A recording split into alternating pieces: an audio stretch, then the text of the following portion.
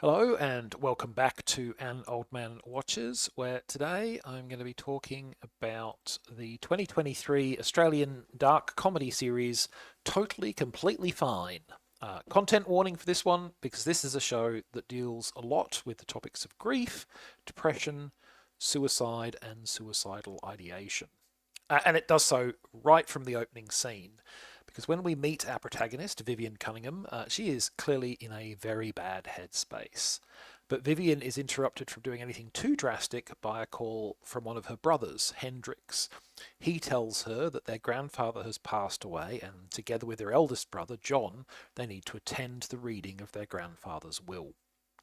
Now, even at the best of times, gatherings of the three Cunningham siblings tend to be contentious. For one thing, they're all scarred in one way or another from the early deaths of their parents. John is neurotic and fastidious, Vivian is self destructive, and Hendrix is desperately trying to pretend everything is fine.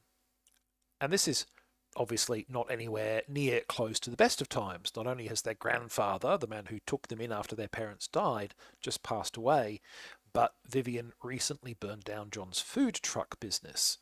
Not intentionally, but still awkward. More awkward still, however, is the matter of the will itself. Their grandfather leaves Hendrix a set of golf clubs, John a recliner chair, and as for Vivian, she gets their grandfather's waterfront house and all its contents, which, given that they live in Sydney, is probably worth at least a couple of $1 million, if not more. John, as you might imagine, not super impressed. But it does turn out that there is one complication to Vivian's apparent windfall. She soon learns that the Clifftop home is regularly visited by people attempting to die by suicide. Their grandfather's been quietly talking people out of jumping for years now, saving hundreds of lives in the process. And it seems he expects the brittle, self loathing Vivian to take up this mantle. So Totally Completely Fine was created by Gretel Velo, whose most prominent prior credit was probably as a writer and producer on the first two seasons of The Great, which I haven't watched yet, but seems to be highly regarded. The leading role of Vivian went to New Zealand actress Thomasin McKenzie, who is probably best known for playing Elsa in Jojo Rabbit, and who had racked up more than 50 award nominations before she even turned 20 years old. So it seems like she's pretty good at this acting lark, in other words. The show was released on the Australian streaming service Stan and is also available on a couple of services in the US. It received mostly positive reviews with praise for its humour and empathy. And I also enjoyed it. It's not a completely flawless show, but it's got a lot of good points. So let's unpack it a bit more.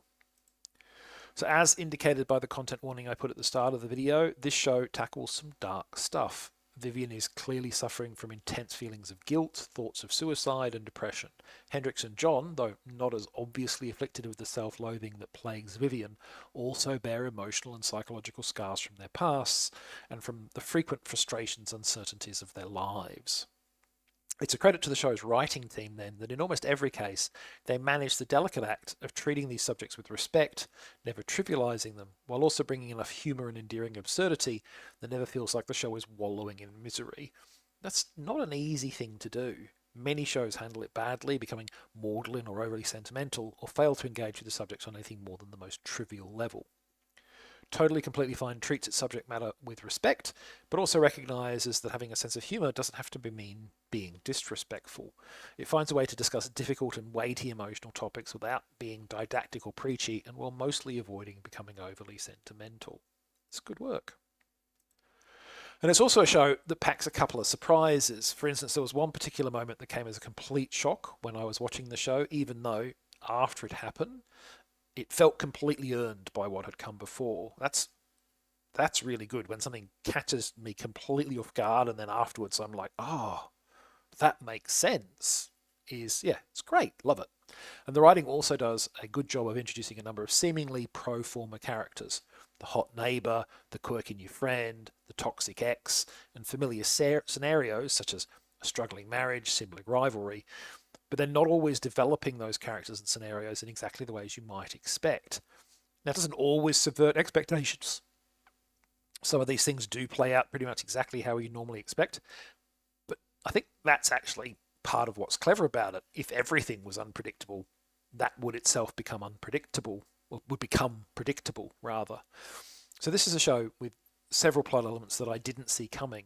that are genuinely fresh, different in their conception and execution. But importantly, they're also plot developments that make sense in the situation and scenario where they occur. So, thumbs up all round.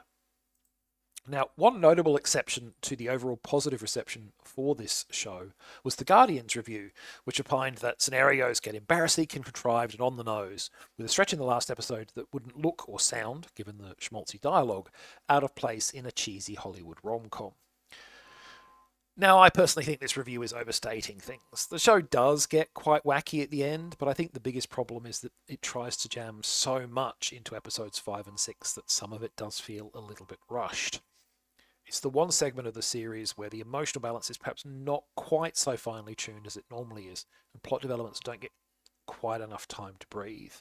Now, I still think those last 2 episodes are pretty fun, mind you, especially the last, which is a frenetic roller coaster filled with wacky costumes and steadily escalating chaos, and which has the courage to not neatly end every storyline and subplot in the most conventional and heartwarming of ways. Things might be totally, completely fine, but the people writing this show know that life is still sometimes a little bit messy. Next time, terrorists take over an office building during an after-hours party and only one person can stop them. But it's not John McClane, because this isn't Die Hard, it's Cleaner, which was released earlier this year. But that is next time. Until then, thanks for watching. I hope you've enjoyed it. And if you've seen Totally Completely Fine, let me know what you thought of it.